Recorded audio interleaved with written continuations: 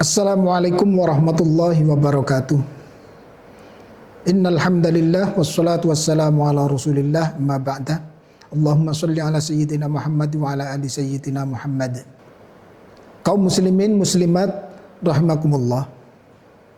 Ada satu hal yang sangat penting untuk saya sampaikan terkait dengan posisi kita sebagai hamba Allah, yaitu berdoa kepada Allah Subhanahu wa ta'ala. Mengapa kita harus berdoa? Mengapa Allah meminta kita, memerintahkan kita untuk berdoa? Inilah yang barangkali perlu saya sampaikan kepada kita semua. Yang pertama, yang namanya berdoa adalah bagian dari bukti kehambaan kita. Artinya ketika kita berdoa berarti kita mengakui sebagai hamba Allah, sebagai hamba yang lemah, sehingga kita harus meminta kepada Allah Subhanahu wa ta'ala. Di dalam Al-Quran disebutkan ud'uni astajib lakum. Ini salah satu perintah Allah kepada hamba untuk berdoa. Dan di ayat tersebut dikatakan bahwa ketika seorang hamba berdoa, maka pasti akan dikabulkan oleh Allah Subhanahu wa ta'ala. Inilah saya kira makna penting dari ceramah kali ini, yaitu pentingnya berdoa kepada Allah Subhanahu wa ta'ala. Lantas pertanyaannya, apakah doa itu pasti dikabulkan?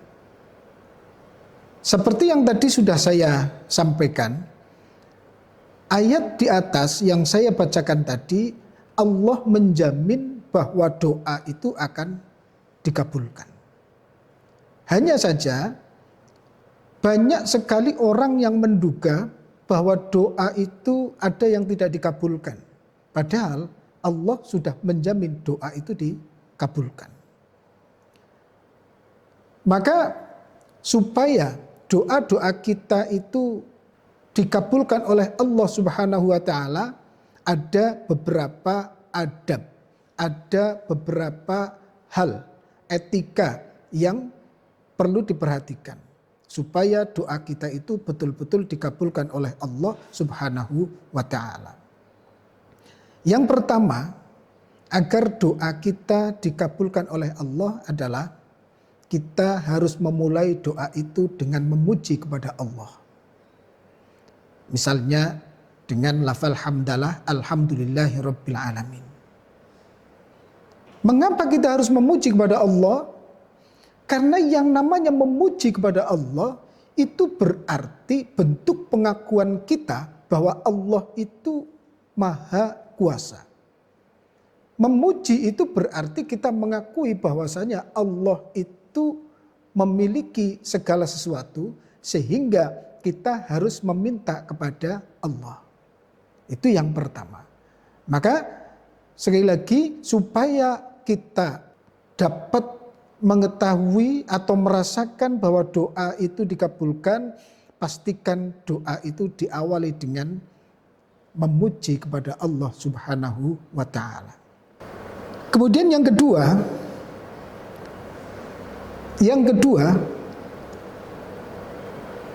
doa kita harus dimulai dengan membaca sholawat Nabi, dengan membaca sholawat. Mengapa dalam berdoa kita perlu atau bahkan harus membaca sholawat? Kita harus tahu bahwasanya Nabi Muhammad SAW adalah seorang hamba pilihan, kekasih Allah. Bahkan di dalam surat Al-Insyirah sudah dinyatakan bahwa ketika nama saya Allah disebut, maka nama Muhammad juga disebut. Itu artinya keberadaan Nabi Muhammad adalah sosok yang istimewa, sehingga ketika kita berdoa agar doa kita itu dikabulkan, maka kita juga harus memulai dengan membacakan sholawat kepada Nabi Muhammad SAW. Lafalnya silahkan bebas. Yang pertama bisa dengan Allahumma sholli ala sayyidina Muhammad, Allahumma sholli ala Muhammad, silahkan terserah. Tapi yang terpenting adalah kita membacakan sholawat atas Nabi Muhammad sallallahu alaihi wasallam. Kemudian yang kedua, di dalam berdoa kita juga harus yakin dan penuh harap. Doa yang akan dikabulkan adalah doa yang kita panjatkan, yang dipanjatkan dengan penuh keyakinan dan penuh berharap. Sekarang saya jelaskan bagaimana mungkin Allah itu akan mengabulkan sementara Anda tidak yakin, sementara kita tidak yakin. Maka jangan pernah ragu ketika kita berdoa. Jangan pernah kita itu meragukan bahwa doa itu tidak akan dikabulkan misalnya. Tapi kita harus yakin. Karena keyakinan itulah yang akan menjadikan atau menjadi penyebab dari doa kita itu dikabulkan oleh Allah Subhanahu wa ta'ala.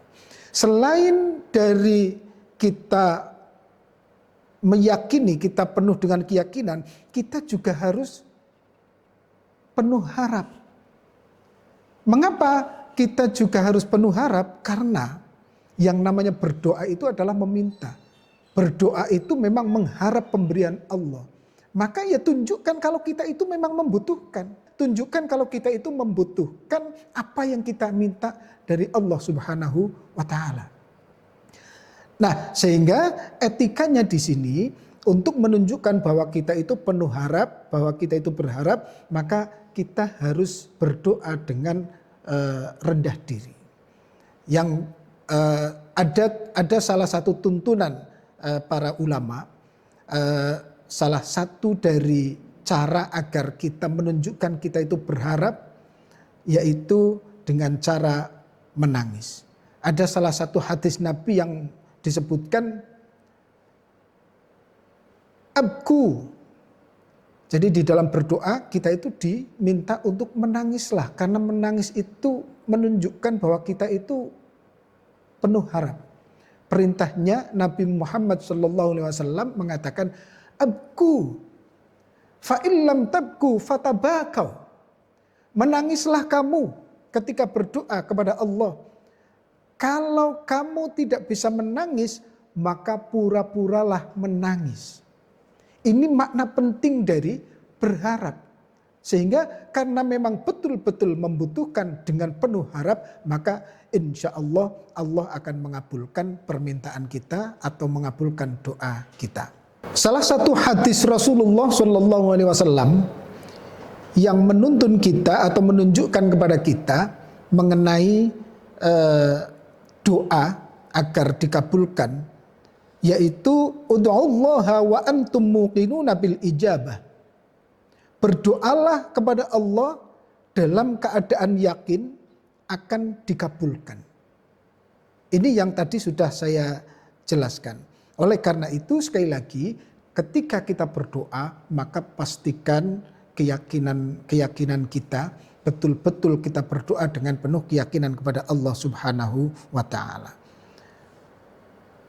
Kemudian yang ketiga, supaya doa kita dikabulkan oleh Allah, kita itu juga harus rendah hati dan khusyuk.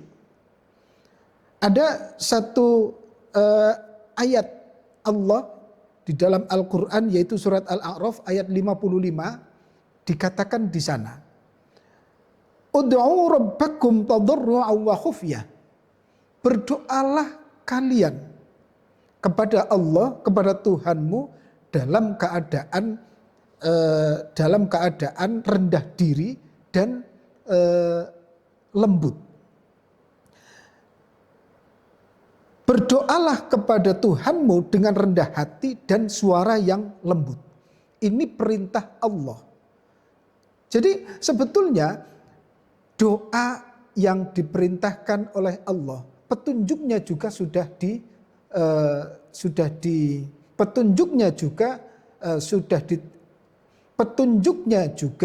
sudah ada di dalam Al-Quran.